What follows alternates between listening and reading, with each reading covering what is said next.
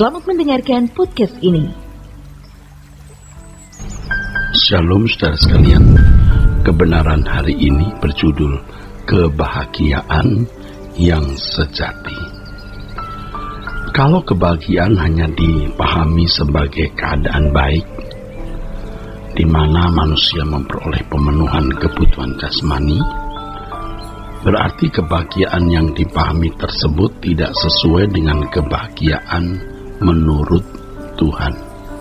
Biasanya orang-orang yang pikirannya tertuju kepada pemenuhan kebutuhan jasmani adalah orang-orang yang egois dan duniawi, bahkan bisa menjadi kejam terhadap sesama. Inilah yang dimaksud Paulus dengan orang-orang yang pikirannya semata-mata tertuju kepada perkara duniawi. Mereka tidak melayani Tuhan, tetapi melayani diri sendiri. Bahkan bila berurusan dengan Tuhan pun hanya karena bermaksud menggunakan Tuhan untuk kepentingan pemuasan diri sendiri, yaitu pemenuhan kebutuhan jasmani. Ini berarti Tuhan dijadikan alat untuk melayani dirinya. Orang-orang seperti ini tidak pernah mengenal kebahagiaan hidup yang sejati. Mestinya, saudaraku, sekalipun tidak terpenuhinya kebutuhan jasmani, asal proses kehidupan untuk menjadi semakin seperti Kristus berlangsung, hal tersebut dipandang tidak masalah sama sekali. Jadi lebih dari masalah tidak salah dalam memilih jodoh, sukses dalam karir, berhasil dalam bisnis, dan segala sesuatu yang baik bertalian dengan pemenuhan kebutuhan jasmani. Menjadi semakin serupa dengan Yesus adalah hal yang terutama dalam hidup. Sejatinya Tuhan adalah sumber kebahagiaan. Saudaraku sekalian, suatu kebahagiaan kalau seseorang menjadi seperti Yesus dan berguna bagi kemuliaan Allah Bapa. Ini sejajar dengan pernyataan Tuhan Yesus bahwa tidak ada yang baik selain Allah. Kalau seseorang memandang kebahagiaan demikian dan berusaha mencapainya, bahwa Tuhan itu kebahagiaannya ya, berarti ia telah mengikut Yesus dengan benar. Dan sebagai hasilnya ia bergaya hidup seperti Yesus. Saudaraku, berkenaan dengan kebahagiaan yaitu menjadi serupa dengan Yesus, hal ini tidak bisa terjadi dengan sendirinya dan dalam waktu singkat. Allah tidak mengadakan sulap untuk mengubah umat pilihannya yang mengasihi Dia. Melalui perjalanan waktu yang panjang, orang percaya yang mengasihi Tuhan diproses dalam segala peristiwa untuk menjadi serupa dengan Yesus. Perubahan dapat terjadi setelah seseorang menerima didikan Bapa dalam waktu yang panjang.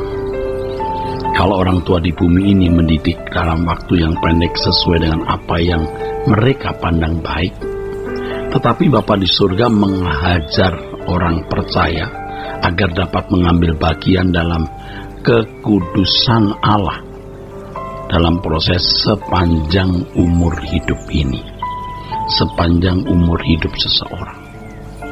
Dari hal ini berlaku pernyataan indah pada waktunya. Indah pada waktunya berarti pada waktu setelah mengalami proses pembentukan. Seseorang menjadi serupa dengan Yesus sehingga layak dipermuliakan bersama-sama dengan Yesus. Kemuliaan bersama dengan Yesus adalah puncak kebahagiaan, ya.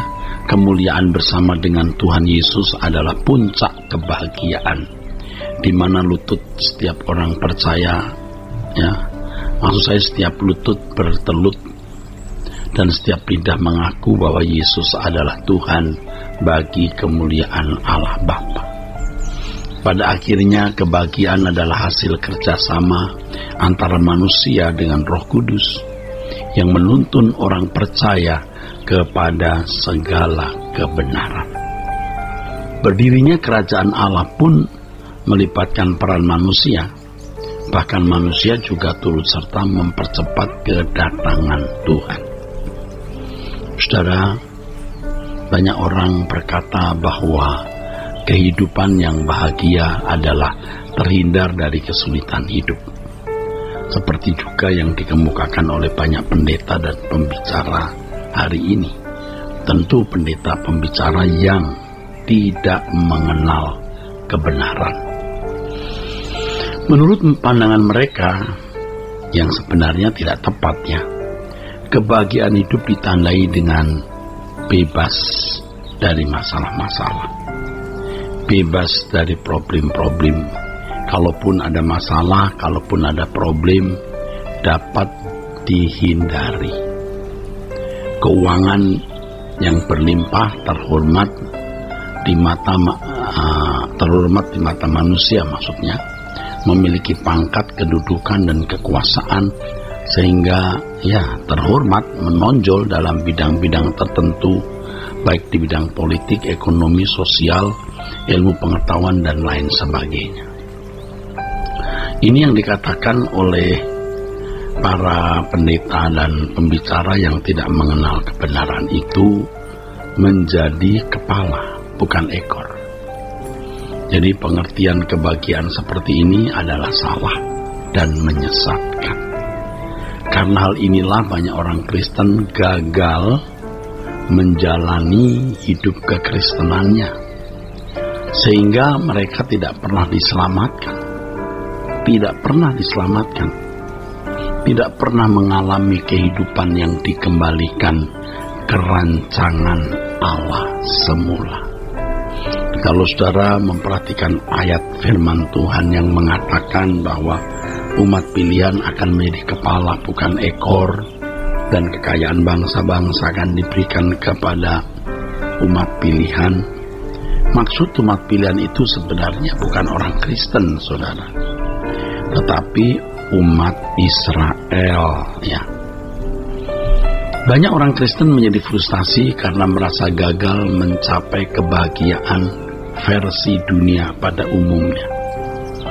Hal ini dikarenakan ya mereka berkeadaan tidak seperti yang mereka harapkan, tidak sesuai dengan konsep kebahagiaan yang dipahami oleh manusia di sekitarnya, bahkan bertentangan dengan konsep kebahagiaan ya yang dikemukakan oleh pendeta ya. Jadi kalau pendeta atau pembicara yang tidak mengenal kebenaran membangun konsep kebahagiaan adalah tercukupinya pemenuhan kebutuhan jasmani dan bebas dari masalah, sementara jemaat ada dalam masalah, ada dalam kebutuhan yang tak terpenuhi, mereka menjadi frustasi. Maka tidak sedikit orang-orang frustasi tersebut yang bersungut-sungut dalam hati menyalahkan Tuhan. Mereka tidak mengerti tujuan Tuhan memberi keselamatan. Alkitab menunjukkan bahwa musuh kita adalah kuasa gelap atau si iblis. Namun perlu diketahui bahwa yang membahayakan dari iblis dalam hidup orang percaya bukan hanya pada waktu ketika iblis merusak ekonomi, kesehatan dan mendatangkan berbagai kesulitan hidup, melainkan juga ketika iblis menempatkan orang percaya dalam keadaan ekonomi yang baik, tubuh sehat, keadaan nyaman, karir sukses, terhormat, serta merasa memiliki kebahagiaan seperti versi kebahagiaan pada umumnya. Justru itu yang berbahaya.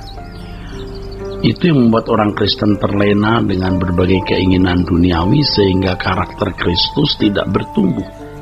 Hal tersebut telah cukup untuk membuat orang Kristen hanyut dalam menikmati dunia sehingga tidak mengalami proses keselamatan, yaitu dikembalikan dirinya atau manusia pada rancangan Allah semula.